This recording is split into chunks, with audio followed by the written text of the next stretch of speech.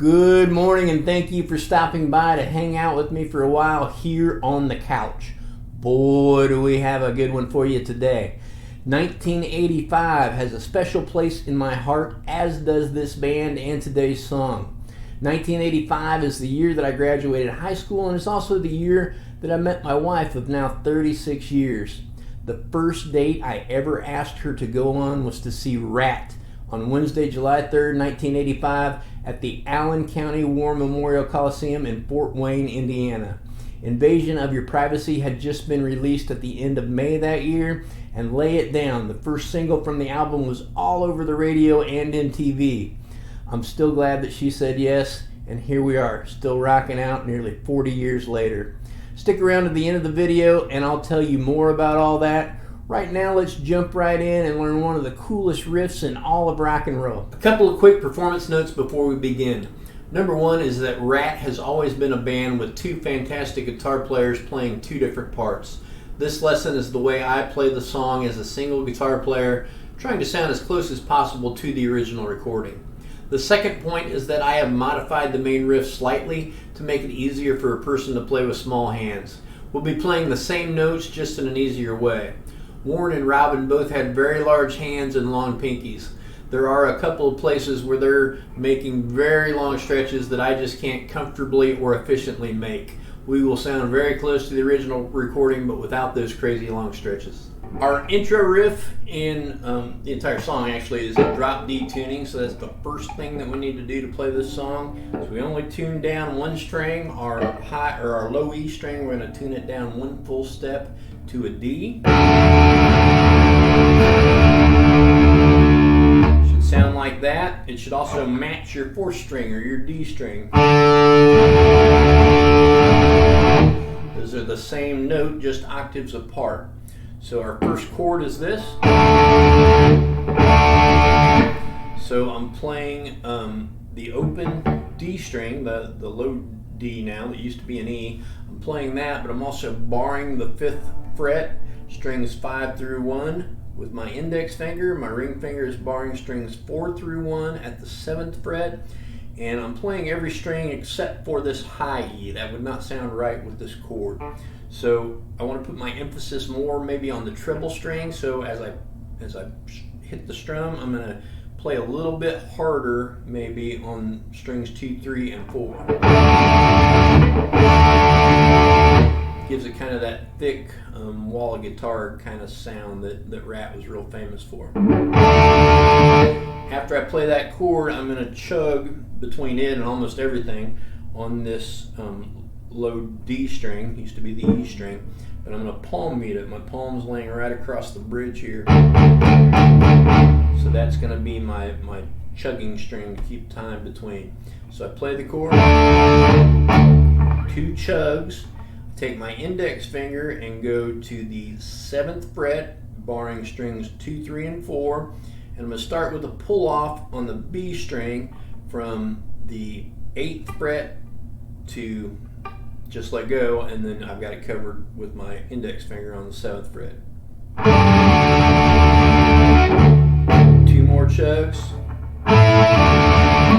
Now I'm really just concentrating on the D and the G string. I'm pulling off on the G string from 9 to 7. 2 more chugs. I'm just playing the D and the G at 7 and 9, and then I slide up and play it again at 8 and 10. A couple more chugs. Play it again at 8 and 10. So far we've got this.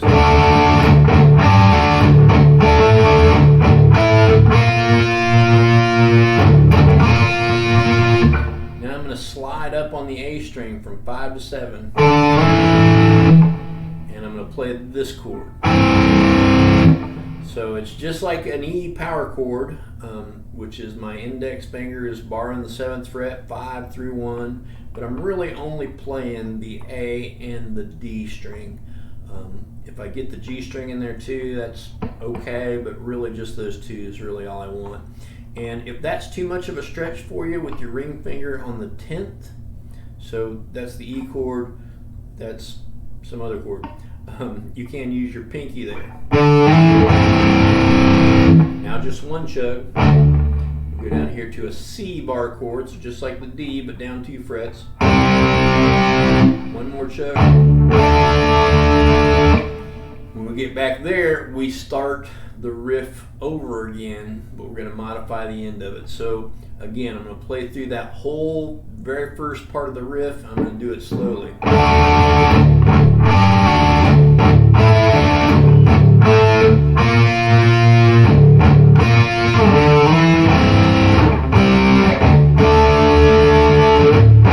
Now we start back again.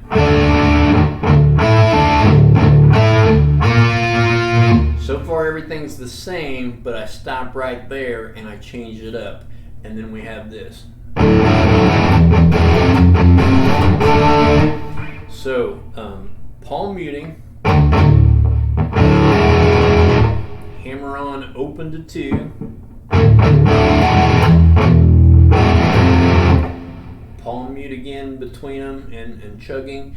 I'm going to slide up from 2 to 3, and then I'm going to slide up from 3 to 5. But I'm not going to actually play the 5. When I get there, I'm going to go back to my D chord to start the riff again. So again, that whole section, I'll just play what we've got so far.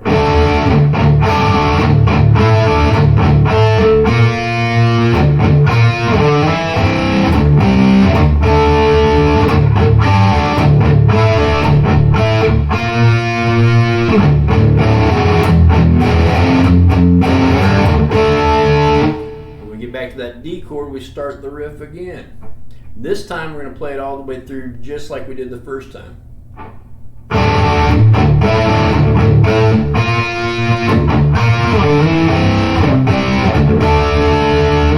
Now we're going to start it again, but this time it's modified again.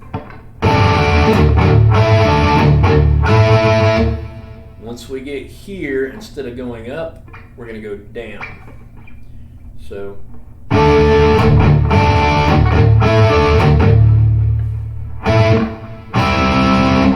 we're playing strings 4, 3, 2, and you can play 1 here if you want to, but just 2, 3, and 4 is really all you need on the 5th fret. And then we're going to do this. And even if you want to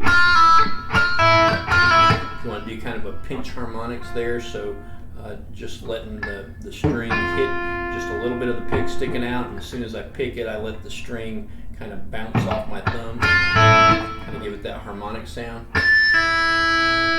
And then we're going to play the G string and the D string.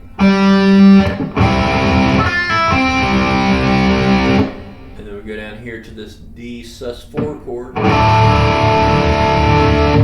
We're playing really, you play all the strings, but again, really focus on like strings 2 and 3 to get that to ring out. And then it kind of ends with a C to a D chord, and you're just playing even just a power chord there. So whether you're playing the A and the D string or A, D, and G, either one sounds fine. Then I kind of slide away, and that takes us into the verse, which we'll learn next. As we come out of that intro riff into the verse, we've got this C to D power chords there that kind of transitions us into the verse. That's actually the first chords of the verse. From there, we're going to go. You might even roll down your volume just a little bit because it's not quite as aggressive in there. So that was just 7 to 5 on the D and the G strings. And then I'm going to go back 5 to 7. And I'm going to go to the B and the G strings. I'm going to play them both at 5. And then I'm going to, with my middle finger, go to the 6th fret of the B string, but I'm still playing 5 on the G string with my index finger.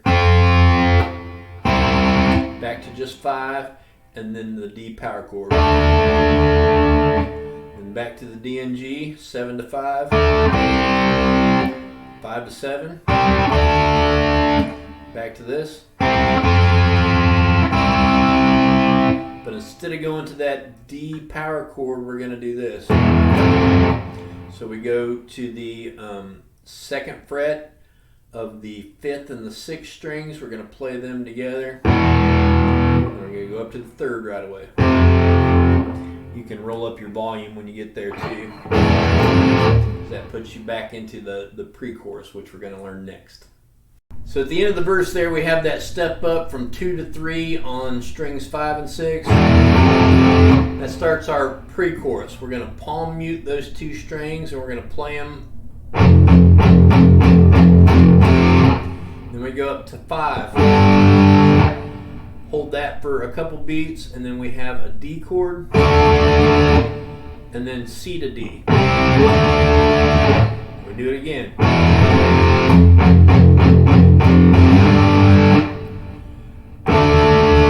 But right here, we go into the main riff.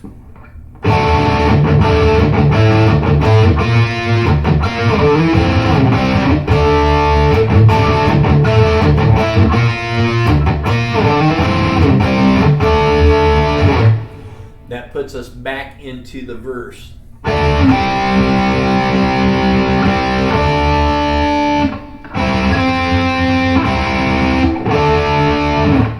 We go through it 2 more times just like we did before, and takes us back into the pre-chorus and chorus again, and then we have the bridge, which we'll talk about next. So our second chorus, we play through it 4 times instead of 2 times, and it's always that just main initial riff.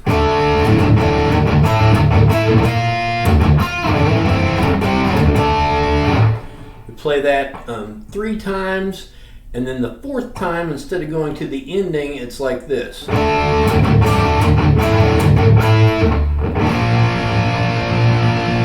That's a bar chord, B flat, rooted on the 5th string here, so I'm barring the 1st string with my index finger. With my ring finger, I'm barring strings 4 through 1 on the 3rd fret, and I'm just playing strings 5 through 2. Now what I've done to prepare for the bridge section is I've turned down the volume almost all the way on my bridge pickup, and while this B flat is sounding, I'm going to flip the switch. And I'm going to go up here and bar the 5th fret, and I'm only worried about strings 2 through 4. Play those, and we have little volume swells. And after you do a couple of those, we have this where we play it, and we're going to hammer on to the 6th fret on the B string, and when we come off, we're going to go down to the 3rd fret. Then right back up.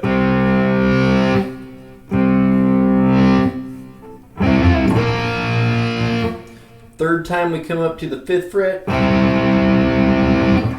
I'm going to flip it back down to the treble position, and that's going to lead us into the solo. What I'm doing there is I'm just playing the 5th and 6th strings at the 5th fret, just 2 times real quick. So it's 2 times real quick for a total of 3 times, and that's going to lead us into the solo, which we'll learn next. Our solo starts out like this.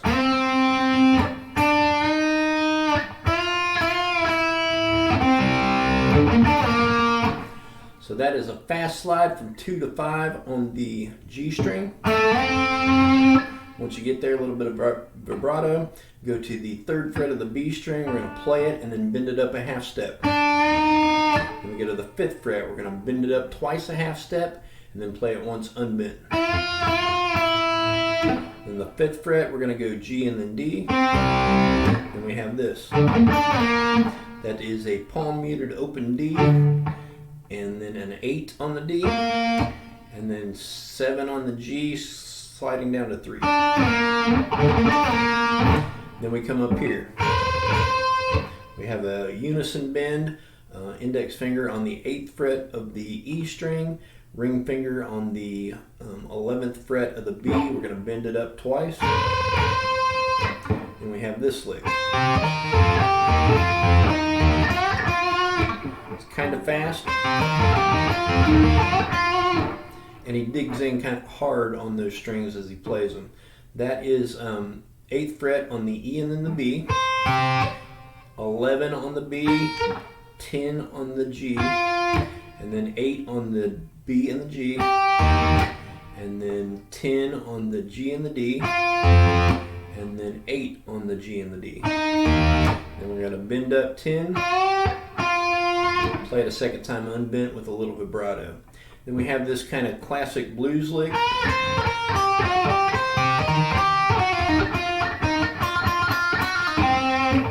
So that is a bend up on the 11th fret of the B, 8 on the E, and then we're going to pull off from 11 to 8 on the B, and then we go to 10 on the G. We're going to bend it up and play 8 on the B and the E, and then back to 8 on the B.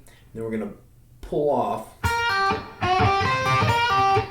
and then we come down here, pull off again from 11 to 8 on the B, sorry. Come down here and we're going to do this. That is a pull off from 11 to 10 to 8 on the G, back to 10. Get a little pinch harmonics in there, play it 3 times, and then pull off again, ending up on 10 on the D.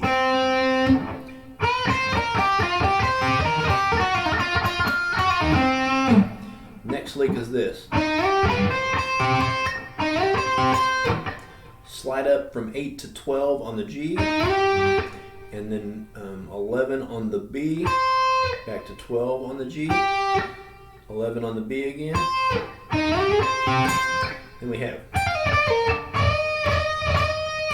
that's a pull off from 15 to 13 to 11 on the E, same thing on the B, and then a unison bend at 11 on the E and 14 on the B. Do that 3 times, then we do our pull-offs again. And then we have, so that same unison bend, we do it twice here. And we go down a half step, just 1 fret, and we finish it here. Bending it up a full step so it hits the other tone of the first note. And then we're back into the chorus.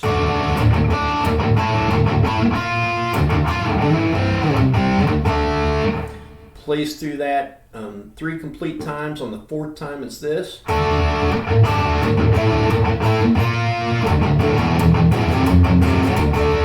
Just like it was in the beginning. And then we go through that first section of the riff again.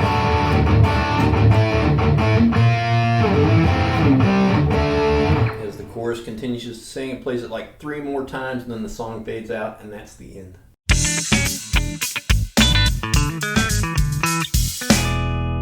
Lay It Down was one of only 2 top 40 hits from the band Ratt. The song made it to number 11 on the Billboard rock charts, and the album got all the way up to number 7 on the Hot 200. There were many bands that made up the hair metal era, and Ratt had all the style and swagger of many others, but they also had great talent.